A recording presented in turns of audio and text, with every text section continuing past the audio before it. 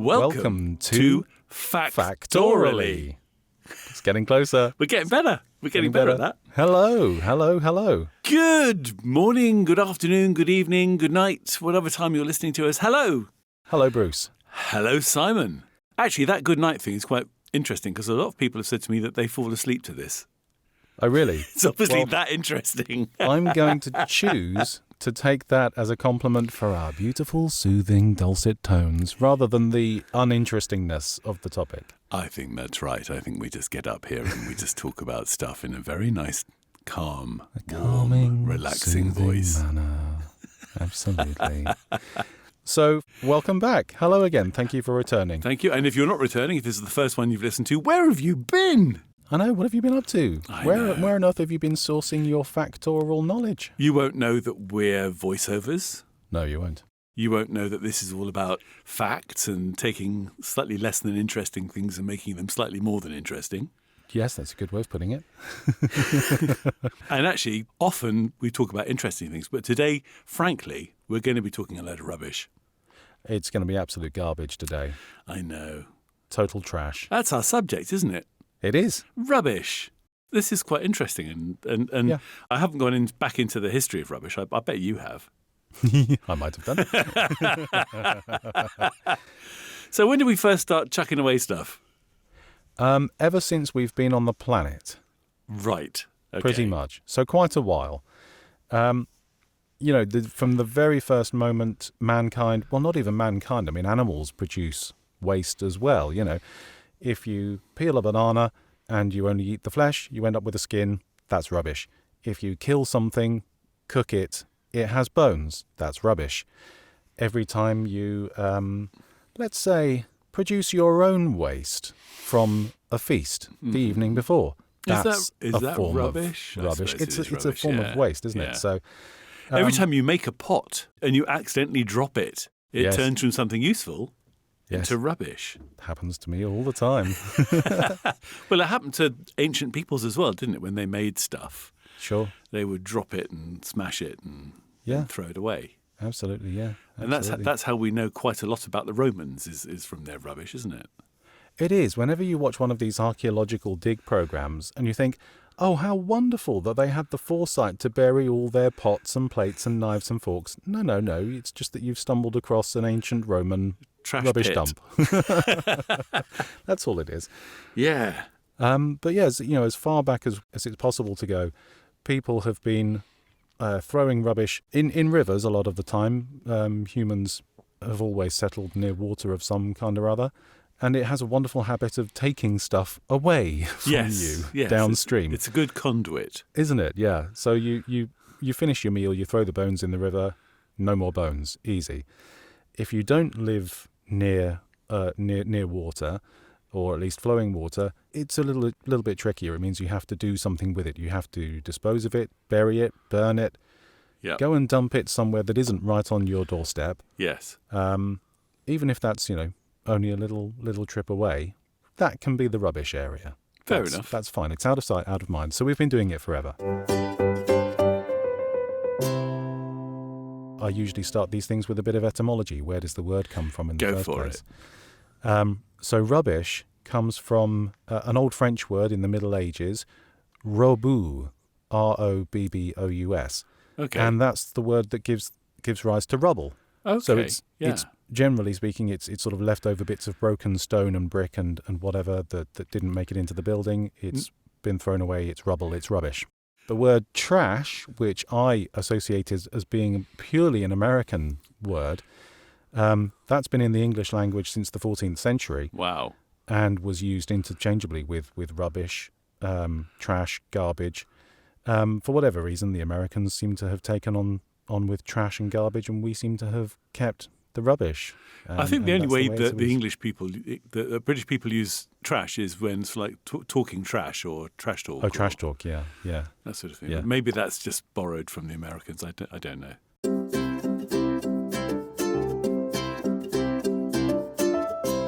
So you said, how long have we been throwing stuff away? The earliest remnants of archaeological rubbish that have been found are from 3000 BC in Crete. Oh, wow. And they had large pits into which all of their rubbish was thrown and then covered over in earth. And it's been much the same ever since then. You know, the ancient Greeks did it, the Romans did it, all sorts of civilizations through the ages have just chucked it in a hole, covered it up. Yep. Out of For, sight, out for of mind. future archaeologists to find. Indeed. Maybe they did it on purpose for that. A bit like there was a bloke who decided to bury some aeroplanes, and he put cats in the cockpit. He found got a dead cat, but a dead cat in the cockpit, buried the aeroplane, in the hope that at some point in the future, some archaeologist is going to dig this thing up and go, well, Wow. It seems that they trained their animals quite well. And here we find an example of the ancient cat-like civilization flying an airplane. Brilliant. Yeah. So there's been a lot of rubbish. We could start with how much we throw away. Give us some stats. I'll give you some stats. Okay, the average citizen of the United Kingdom throws away about 7 times their body weight in rubbish every year. Good grief. That's quite a lot. bit. Yeah. Sweden throws away quite a lot. In fact, it throws away everything. Okay. In fact, it throws away so much that it has to import rubbish from Norway. Right. So it actually imports about 80,000 tonnes of rubbish a year from Norway. For what purpose? I mean, other than to get it away from Norway. I think they probably burn it. I think they have some very efficient ways of using it to generate energy. Oh, I see. Okay. In much the same way as Formula One tyres. Have you ever wondered what happens to Formula One tyres after they finished a race? Do you know what? Sadly enough, yes, I have.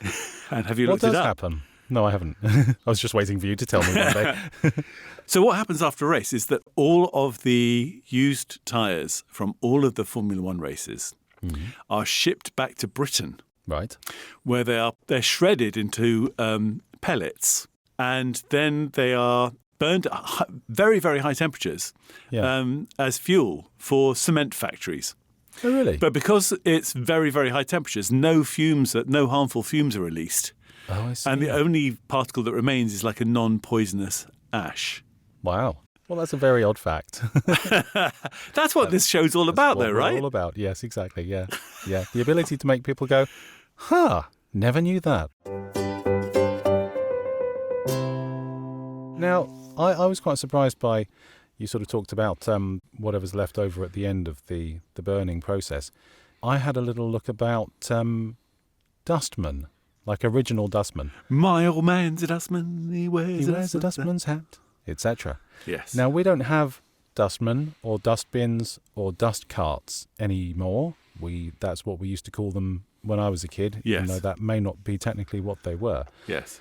But it's just one of those words that you accept the existence of without thinking much about it.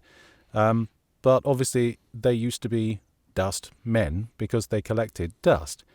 So every house in the country used to burn coal Yep. for their heating, their cooking, for everything.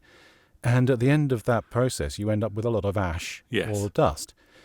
So the dustmen would come around with their dust cart and they would collect the ash so that it didn't, build up in the house. And I had never questioned what they did with all of that dust and ash. But they actually used it. They took it off for use in brick making and even to scatter in agricultural areas to improve the soil. And nitrogen. Yeah, exactly. Yeah. So this sort of stuff, we think we have the monopoly in these days of reusing and recycling and so on. But even back then, they were using what was left over for something else, for something good. And then, of course, you had the rag and bone men. So before the rag and bone men sort of became a thing, you just dumped your stuff. You threw it out the window and it landed on the street. And you just sort of left it there for wild dogs and rats and urchins and whoever else to sort of come along and scavenge and pick things out of it. And obviously this became quite an unsanitary thing. So it was around the mid-1800s that people started to say, we should actually do something about this. We should sort of make a service where people actually come and take stuff away from you, which is where the rag and bone men sort of first came in. Got it. But apparently you could, the bones that they took away could be used for making soap, cutlery handles, even toys and ornaments. Yeah. Glue. Glue, all sorts of things, yeah. So between them and the dustmen, it was a reasonably good service, You can tell when a Taiwanese bin lorry's coming because they play music. Do they? So in Taiwan, the bin lorries play loud music as they're going along. So you go, oh, it's like the ice cream man. Oh, yes. So when you hear the ice cream man coming, you dash outside. Same in Taiwan with the bin lorries. Oh, great. And I haven't put the bins out. So you kind of put the bins out and then the Taiwanese bin men take it and then you take the bins back in. Whereas in this country, the only noise the rubbish lorries make is, "This vehicle is turning left." You do that you haven't done that professionally, have you? I haven't, no. One day. One can only dream. I know. You find rubbish in all sorts of strange places. I mean, I can tell you where there's 180 tons of rubbish just sitting there. Go on then. It's on the moon.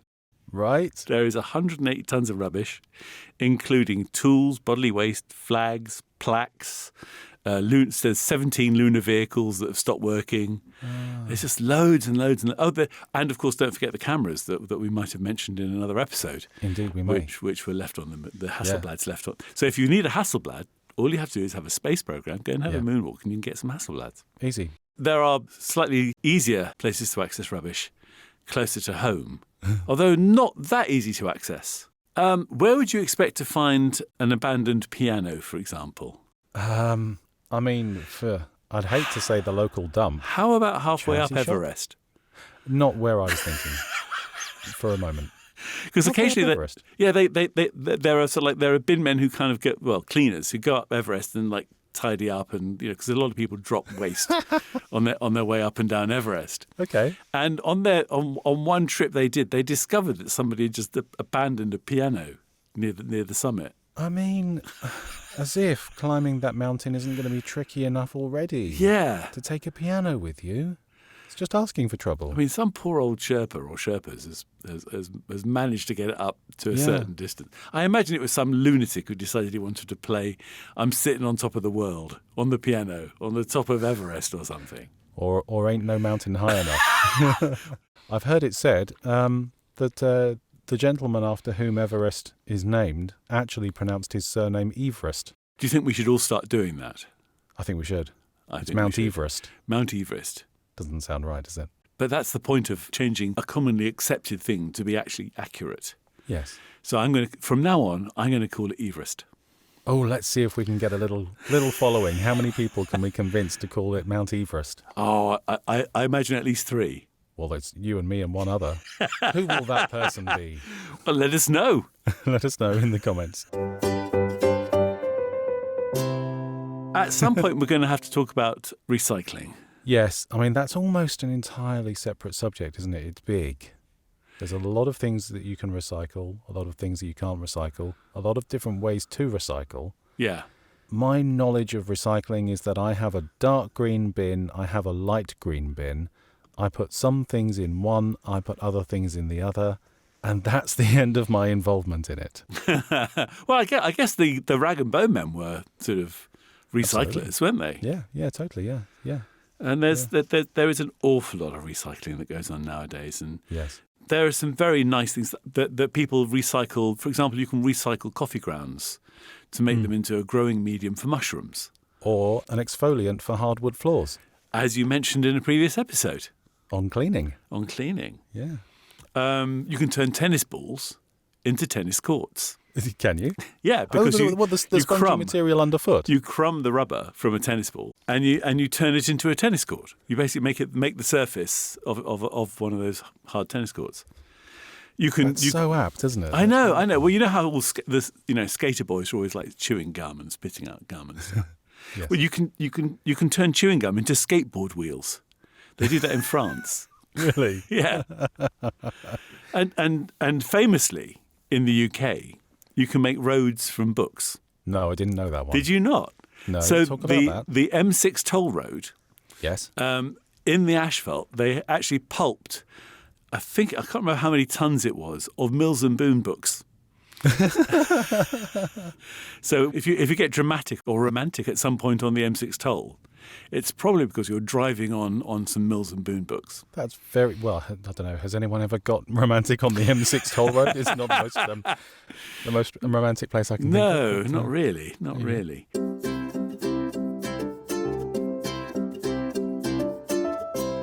The hardest thing to recycle is plastic.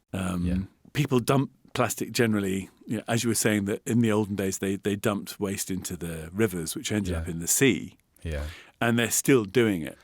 That's an issue. And there are these huge plastic, there's this place called the Great Pacific Garbage Patch. Wow. Which is massive. It runs sort of between sort of Japan, Hawaii, California. A lot of it is nylon. A lot of it is like fishing debris, like nets and ropes and stuff. Oh, I see. But it's also all sorts of other things as well. And it just creates this sort of whirlpools and huge, vast areas of rubbish. But you can do good things. You can do good things with plastic bottles. Tell us what we can do. Well, I don't know. Do you own a Polartec fleece? Not knowingly. I've got a Polartec fleece, and actually my dog, Baxter, has a Polartec coat. Okay. And Polartec fleeces are made from plastic bottles. I mean, it feels like a really soft substance. Yeah. But it's actually made from plastic bottle. A large percentage of it is plastic bottles. Brilliant. So it takes about 25 plastic bottles to make a fleece. Okay. Now, I've always had this thing with nylon and polymers in general, that to my mind, plastic is a hard, rigid substance that can't be worn. Yes. But if you whittle it down, whatever the process is, if you can take it down to thread level. Obviously, of course you can, because nylon exists, and that's essentially plastic-based, isn't it? So it shouldn't be too much of a surprise. Crude oil-based. Yeah. Crude oil-based, yeah. Brilliant. So milk bottles being used to make clothing. Well, milk bottles, actually another really, really early type of recycling, because Simon knows I have a thing about glass and bottles. I do. So milk bottles were one of the very earliest recyclable, not just recyclable, but reusable. Reusable, yeah. And they were delivered in electric vehicles. Yeah. Milk bottles have been recycled or reused since about 1880. Crikey, really? Yeah. Huh. So you used to get them with like the foil tops, which you then collected and sent to Blue Peter. Yes. I never understood what that was about. Well, you can recycle the foil tops. Yeah, I know. But as a little child, I was sort of like, why do they need our milk bottle top? It makes sense. And then that was in the 1880s, and then only about 50 years later, they started to deliver milk in milk floats, electric milk floats, from about 1935. That's surprisingly early, isn't it? Mm. Yeah. Although, electric cars were one of the earliest types of car. But, the milk float, I used to, in my summer holidays from school when I was quite young. It seems to be like a when I was quite young episode. But when I was quite young, my mother, to get rid of me for the day, or at least for the morning, used to put me on to help the milkman with his deliveries on the milk float. Okay. And it was a lovely thing to do. Yeah, I bet. That sounds like fun. And they weren't the only sort of recyclable bottles.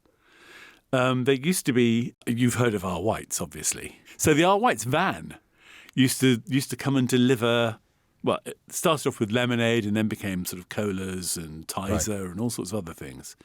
And he would come once a week and deliver lemonade. And just refill whatever bottle you had at home?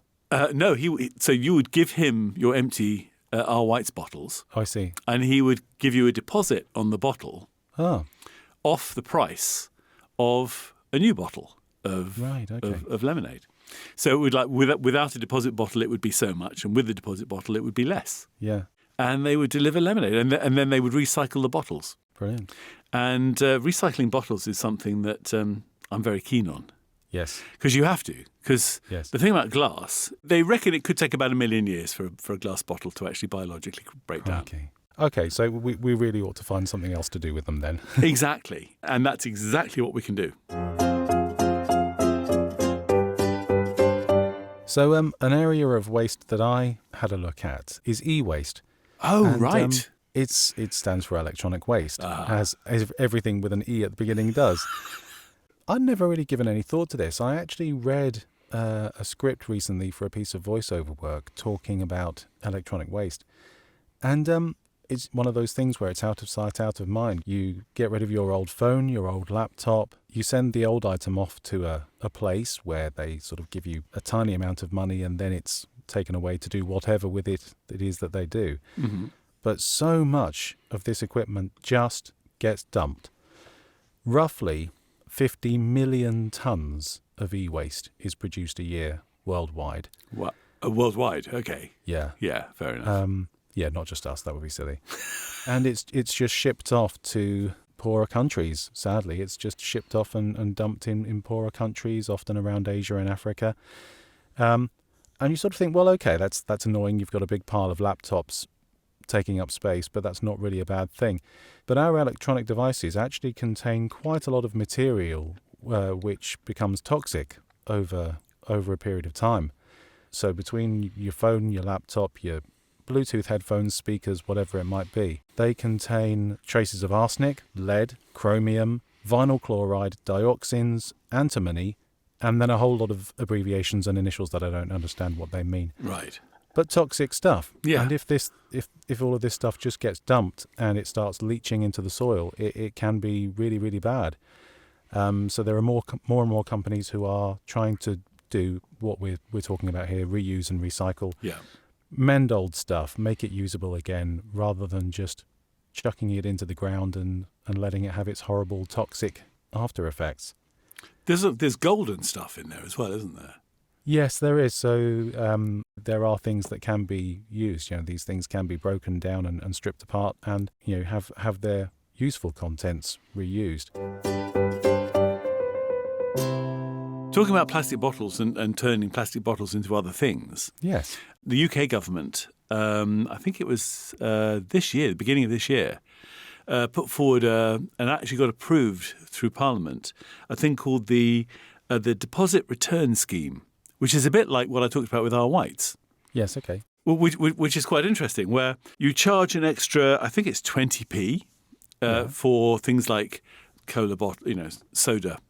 I use an American expression because it's just easier. Yeah. Sorry. Pop bottles. Fizzy drink bottles. Fizzy drinks bottles. Fizzy drinks bottles. So the supermarkets that sell the pop bottles charge an extra 20p. And then when you come back to the supermarket, you bring the empty bottle back with you and you put it into a reverse vending machine and it gives you 20p back, either as cash or as money that you can then spend in that supermarket. Okay, yes. So it's actually good for the supermarkets because it means that it encourages customer loyalty. Yes, absolutely, yeah. And this is going to take place, I think, in 2025. I think they want to get it in place. So they've got a couple of years. They're trying to use it for just plastic, but I think that there's a lobby that says we want to also put glass in there as well. So it'll make glass recycling easier too. I mean, we're seeing more and more cases when you go to a supermarket now. There's a large bin to put your old batteries in. Yes. There are bins where you can put your old plastic bags in. Well, batteries are quite interesting because it takes about 50 times more energy to make a battery than a battery's got in it. I just mentioned carrier bags. Way too big a thing to get into the whole bag for life debate and all that sort of stuff. But just a statistic. The average plastic carrier bag is in use for only 12 minutes. Wow. Because you pick it up at the supermarket, you take your goods home, you don't use it anymore. 12 minutes. The average plastic carrier bag takes 1,000 years to break down. So it's in use for 12 minutes and 1,000 and it years. lasts for 1,000 years. Wow. They're not a good idea. I think we can just say that as a statement. I think that's a good statement.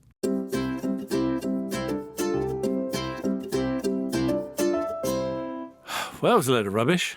Yes, well, I think that's the end of all of our trash-related trivia. Our garbage facts. Indeed, yes. Thank you, everyone, for listening. We hope you've enjoyed listening as much as we've enjoyed talking. And if you like this sort of thing, then you're in luck because we do this regularly. Please we do. Come along and listen again. Come next week. In fact, you could spend between now and next week, if you don't listen regularly, catching up on all the other episodes that you've missed. Please feel free to go and share us with other people, like us, comment on us, subscribe to us. And we look forward to doing this for you again next week. Indeed. Take care. Bye-bye now. Bye-bye.